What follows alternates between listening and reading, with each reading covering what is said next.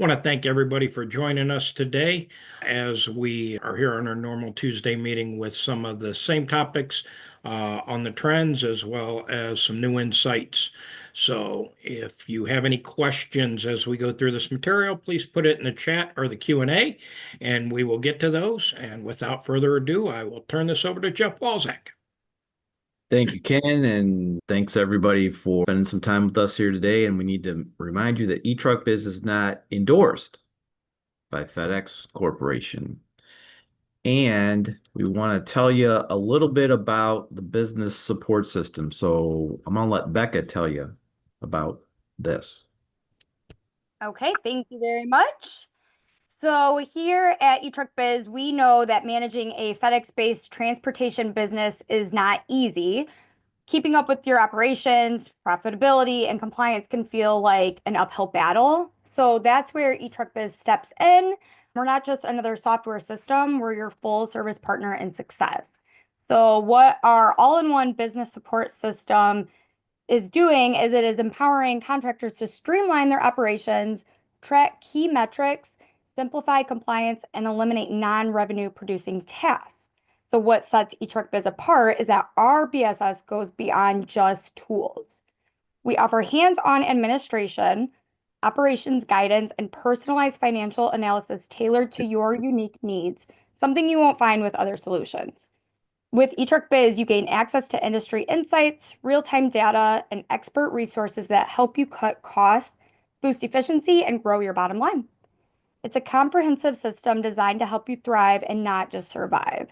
So if you want more information on how to get started, there is our website right there, eTruckBiz.com. What is the BSS? Or you can always email me, Becca@eTruckBiz.com, to book a free business evaluation. And how you would get started is basically we would evaluate, and then we come up with a business plan, go over in the strategy with you, and then you're going to get the results that you need. So it's a whole process, but it does start right here with this business evaluation, and this is what it would look like when you're on our session. We go through this with you, each category, and fill out what your actual expenses are versus what the standard percentage would be, and then we go from there to create your plan. So if you want any information on our programs, please email me, Becca@eTruckBiz.com, or go directly to that website and you can book a session with me right on there. All right. Thank you, Becca. And as we always do, you want to take a look at the volume from last week. And oh no, I guess we'd call this the holiday effect. There was a holiday in this particular week. Pickup stops appear to have taken a dive, and they have, but as far as stops go, we're up 8.9%. Even though it was a dive, it's up 8.9% over last year. That's so down but up, I guess we can call it that. Delivery stops, on the other hand, yep, they took a dip too, but still up about 7% year over year. Hopefully here in the next couple weeks, we're going to see a bounce off of this holiday impacted week. Productivity, look at that, Ken. Oh, yeah. Almost to 102. Nice. That's really good. It's a strong move there. That's good. That's good. Now, I hope that's not because nobody showed up around the holiday weekend. That's not it, is it? No, It's good planning and good execution of our business plan. which even more because there was a lot of bulk on the Tuesday afterwards. So that says that you guys knocked it out of the park on the Saturday and Sunday beforehand, and then Wednesday, Thursday, Friday afterwards. So that's a great job. All right. So we're going to talk about something that FedEx talks about a lot and is going to become a very important topic moving forward. We're going to talk about resource utilization, right? As you all know, FedEx contractors play a critical role in the company's operations. Efficiency is paramount for these providers to remain profitable and successful. Key to this efficiency is maximizing the productivity of drivers and the utilization of delivery vehicles. Careful management of resources is essential to ensure high levels of productivity and vehicle usage. So what is resource utilization? It's about measuring how effectively we're using our drivers and vehicles to meet our objectives, especially the financial ones. It helps us identify if our resources are being overused, underused, or balanced. In other words, if we have the right level of resources to achieve our goals. Analyzing resource utilization allows us to evaluate how well we executed our resource allocation planning and identify areas for improvement. Another term that could be used here is capacity. However, in this space, fine-tuning capacity is not really possible. You either make a dispatch or you don't. So we're going to stick with using the term resource utilization. So monitoring resource utilization is critical for effective settlement negotiations with FedEx. It helps justify settlement charge increases. Monitoring your operations allows you to identify and eliminate waste, ensuring maximum efficiency and utilization of resources. Can I add to that, Jeff? Yes. Yeah, because it does affect your settlement negotiations. Final Mile has come into a facility somewhere near here, and they realized that the dispatch time was 15 minutes later. So that therefore, if I've got 10 trucks and I'm losing 15 minutes on every truck, I need an extra dispatch for the day. And that was given in at the time of the negotiations. Monitoring this resource utilization definitely matters. Accurately monitoring data is essential for creating realistic data-driven business plans that reflect the true state of your operations. So the impact of resource utilization awareness on our operations. Analyzing data leads to informed and then better decisions about how to assign resources, ensuring you're using them as efficiently as possible. Eliminating unnecessary costs and wastes, we bring overall operational expenses closer to the standard budget model, which you can see if you book a session with Becca. And that standard budget model uses your contract negotiation to come up with your budgeted amounts. So well-trained drivers who operate efficiently produce improved time-definite delivery results. Your business culture will change for the better as you fully utilize your resources. So the key transformation we're going to see in the network is a shift towards wave dispatching. We've talked about that before, and will become the new norm. The integration of express services will necessitate overlapping workloads and dispatches across different parts of a contractor's CSA. There will be specialty dispatches for high priority deliveries that need to be handled separately. These changes are all part of the Network 2.0 transformation, which leads to the most important part of resource utilization monitoring. The key to success in Network 2.0 is preventing waste that can easily occur when planning and executing specialty dispatches. So we've already tried to talk folks out of this. They'll say, yeah, I got to put all my 1030s on one truck and send them out there. Yes, you can do that, but you shouldn't do that. You should try to put some other stops and packages on those dispatches as well. Do I say something there, Ken? Yeah, I think that's important because there's different requirements that require time requirements on packages that can be helped there. And is that a full day dispatch or is it part day dispatch? So those are things that you want to make sure that you take into consideration. And waste is also time in the building. How long does it take from the last time that the last package comes down the belt till the doors are shut and your drivers are out, or do they, oh man, I forgot to go to the bathroom. Oh man, I got to get this, I got to get that. So that from the time that last package gets put on a truck, how soon is that truck out of the building? So wave and specialty dispatches, as Ken just said, can easily cause resource underutilization utilization. We don't want that. Balancing resources across all dispatches creates smoother, more profitable operations. So let's try to illustrate what we're talking about here. So here's an example of some poor resource utilization. So on the left, you got your trucks. Those represent dispatches. Let's, for fun, say each dispatch costs you $300. Is that somewhere in the neighborhood, I think Ken? it's in the ballpark. Somewhere around there, it's going to cost you somewhere in that vicinity. So let's say we put 70 stops on each truck. Ever seen that kind of load on there before? Yes. Let's say also that our BC or we say it's okay if that truck's out there for 5.5 hours. So what I'm doing here is I'm dispatching 3 trucks, $300 a dispatch, 5.5 hours a piece. That's 210 stops that cost us, from an operating standpoint, $900. So our cost per stop is $4.29.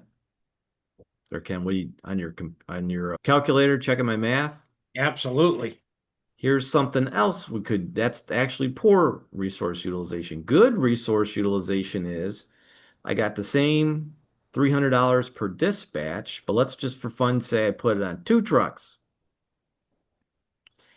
Each one of those trucks now has 105 stops on them. It takes longer to do 105 stops than it does 70. So let's say it takes 8.2 hours for 2 trucks to get 210 stops done.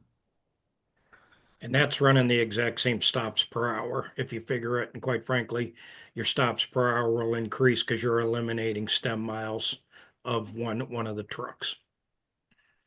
That's another good point there, Ken. So our same 210 stops that we had in the first place now cost, from an operating standpoint, $600 to get delivered. So our cost per stop went down to $2.86.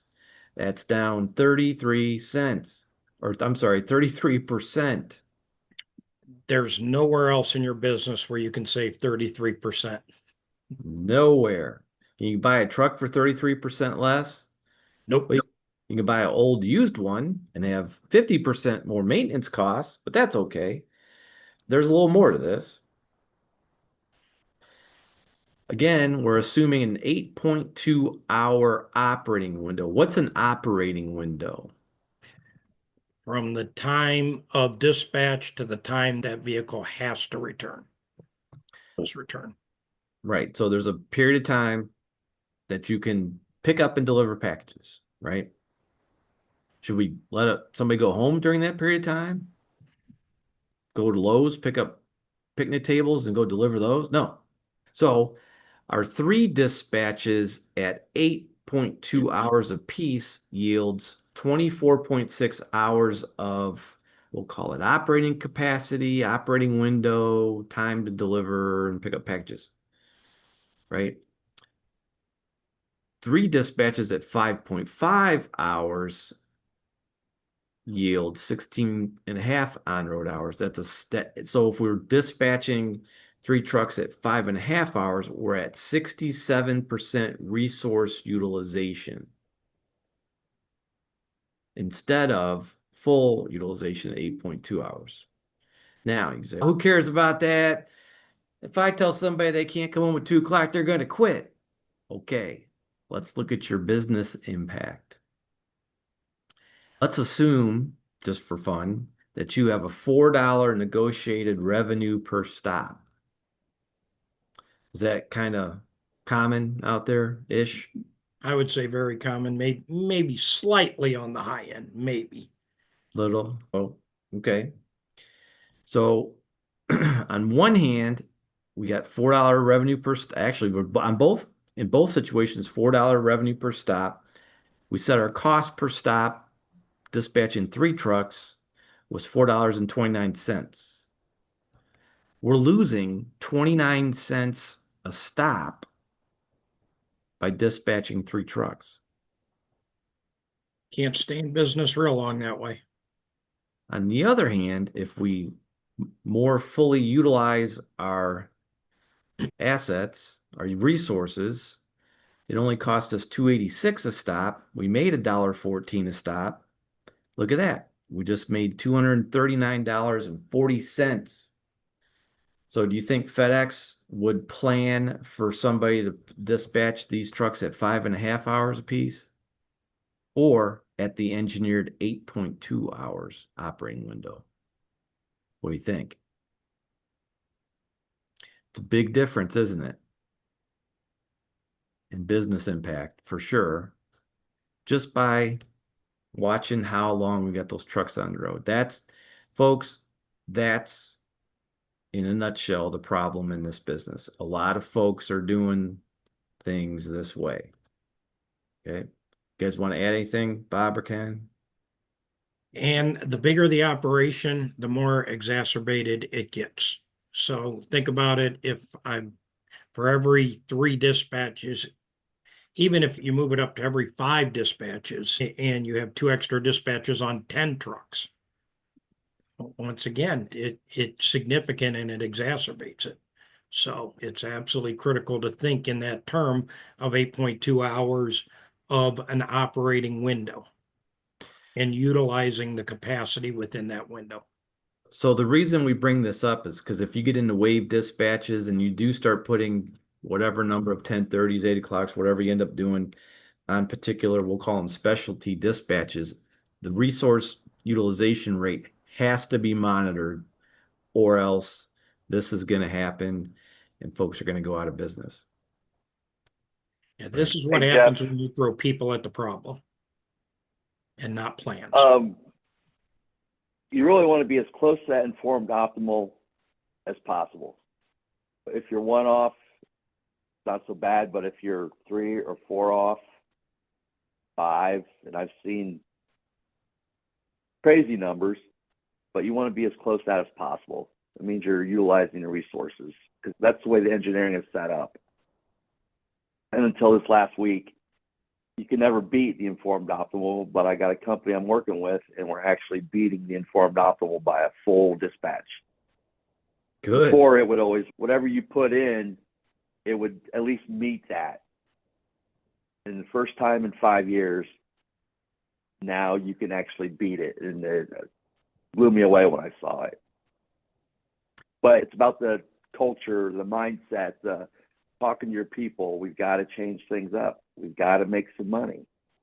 There's a lot of good things out there. This could be a good business, not just a dead-end driving job for your people. Everyone's growing. FedEx wants you to grow. You got a safety person. You can have, what opportunities are out there for your people? Have you mentioned that? Have you talked to them? Do they even know there's opportunity? Got to communicate. So this is what the business support system is all about. It's all about trying to help you not be on the left side of the business impact, but be on the right side of the business impact. Illustration there. Optimization is the key to improving operational efficiency and performance. The 4 best practices to help you leverage data and optimize your operations. First, use tools like the PerformanceIQ program to get real-time insights into your business. This gives you the data you need to make informed decisions. Next, closely monitor key metrics like driver productivity, vehicle efficiency, and dispatch performance. This data will show you where you can improve. With this data, you can then reallocate resources more effectively, optimizing your dispatches and routes. Finally, it's important to train your teams to be flexible. New dispatch models and processes may require upskilling to implement successfully. Okay. Anybody have any questions? Yeah, we got a couple one in the chat here. Doesn't this suggest that one van, one neighborhood is misleading at best? I'm hearing multiple trucks will be at one stop, let alone a neighborhood. It can happen in the wave dispatches, but I think you'll see some more hub sophistication with the loading as well. And the wave dispatch also might be, I said, just for some of these time definite stops. The goal still is to have one truck, one neighborhood, but there will be some adjustments along the way. Anything to add to that, Jeff? They're going to try not to, as much as it's not going to happen all the time, but you got different products running around out there. And sometimes there may be a little bit of overlap, but now there is today. You got separate silos of companies going out there. You got express trucks, ground trucks, this truck. It's not going to be like that anymore. But Yeah, we're just, one branded truck. we're just trying to Because you say, are with the dynamic, you can have multiple people in the neighborhood just because it's going to help balance hours and cube and everything else. So to say there's just not going to be just one, you can set it up as one and use a single dynamic. That way, just one person's going in there. You can set it up that way.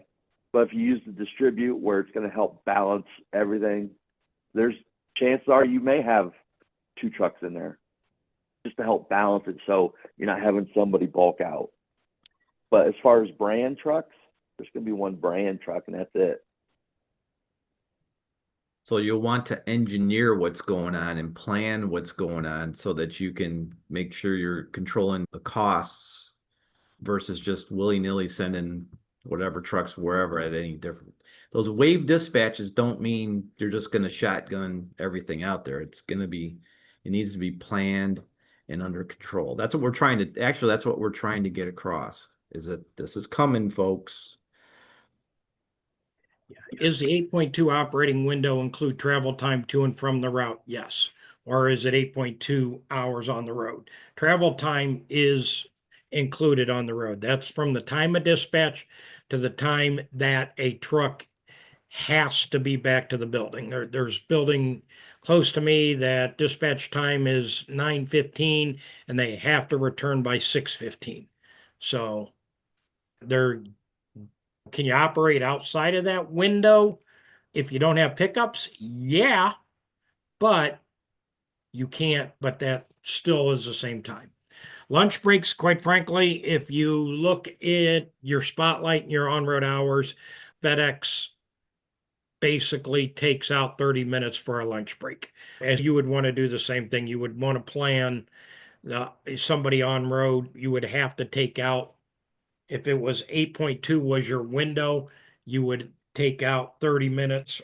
So you would have 8.2 minus 0.50. So technically your drivers could deliver for 7.7 hours. They might be on road 8.2, but that lunch break would be in there. Like I said, just depending on, so always subtract 30 minutes for the lunch. Hope that helps there. How much time under roof is assumed with 8.2 hours on the road? Normally an hour in the morning and 15 minutes at night. Would you agree with that, Bob? Yeah, yep. Okay. And that's And- why the 4 days a week, 10 hours a day, can really help you out. The 410s help you maximize the utilization on that truck. So then you're really staring about 8.5 on the road.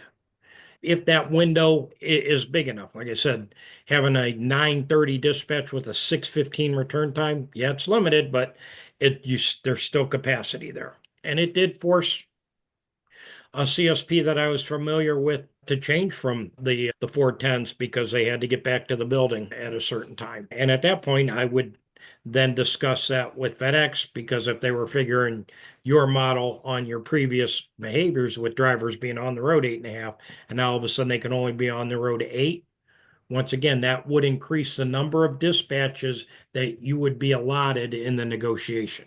And FedEx did make those adjustments in this facility. Okay. Some excellent questions so far. If we don't have any other questions, I hope you found this insightful. I think it was a simple explanation to what quite frankly, happens in businesses every single day. I review 20 operations each day, and the first thing I look for are low volume dispatches. And what am I looking there? Dispatches under 40 stops, under 200 packages, because you might convince me if you got 40 stops and 300 packages that it's a bulk truck. If it's under 200 packages, not a bulk truck. So those are the things I look at a lot of times. Two of those were BCs. Well, there's still a cost to having your BC on the road. You're still burning fuel. You still have maintenance on that truck. You're still increasing your opportunity for an accident. All of those things come into play. So utilizing the assets will reduce your risk, increase your efficiency, and more so increase your profitability, as Jeff said, significantly from losing $60 a day to making 200 and was it 239? Yeah. I didn't write that down. I did not take 239.